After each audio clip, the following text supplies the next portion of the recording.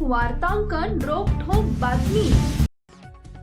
सोलापूर महानगरपालिकेची 2026 ची सार्वत्रिक निवडणूक सध्या अत्यंत रंगतदार वळणावर आहे। शहराच्या राजकारणात सत्ता स्थापनेसाठी प्रत्येक प्रभाग महत्त्वाची भूमिका बजावत असला तरी प्रभाग क्रमांक 7 कडे संपूर्ण जिल्ह्याचं लक्ष वेधलं गेलं आहे। या प्रभागात प्रस्थापित नेत्यांची प्रतिष्ठा पणाला लागली असून महायुतीमधील शिवसेना एकनाथ शिंदे आणि राष्ट्रवादी काँग्रेस अजित पवार या दोन पक्षांच्या एकत्रित पॅनलनं विरोधकांसमोर मोठं आव्हान उभं केलं आहे। प्रभाग 7 मधून अनिकेत शिवाजीराव पिसे शिवसेना एकनाथ शिंदे गट, 7 ब मधून मनीषा विशाल कंसे राष्ट्रवादी काँग्रेस अजित पवार गट, प्रभाग 7 क मधून मनोरमा ज्ञानेश्वर सपाटे शिवसेना एकनाथ शिंदे गट, प्रभाग 7 ड मधून अमोल बापू बाळासाहेब शिंदे शिवसेना एकनाथ शिंदे गट हे चारही उमेदवार स्थानिक पातळीवर दांडगा जनसंपर्क असलेले नेते म्हणून ओळखले जातात। शिवसेना आणि राष्ट्रवादीच्या एकत्रित ताकदीमुळे प्रभागात प्रचाराची आघाडी घेतल्याचं दिसून येत आहे।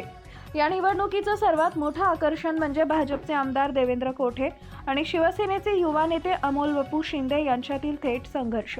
प्रभाग क्रमांक 7 हा पारंपरिकरित्या वर्चस्वाचा केंद्रबिंदू राहिला आहे। यंदा अमोल शिंदे यांनी केवळ निवडणूक लढवण्यातच नव्हे तर आमदार देवेंद्र कोठे यांना ओपन चॅलेंज देऊन राजकीय वातावरण तापवलं आहे।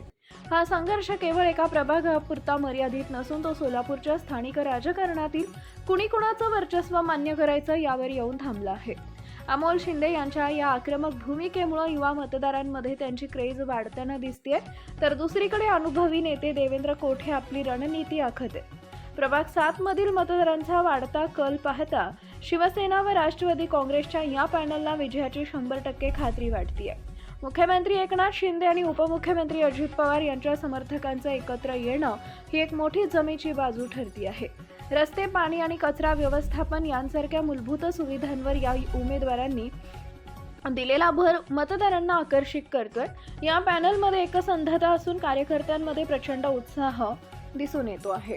महाराष्ट्रातील महत्त्वाच्या आणि ताज्या बातम्या पाहण्यासाठी आमच्या जय हो न्यूज चॅनलला सबस्क्राइब करा आणि बेल आयकॉन प्रेस करा।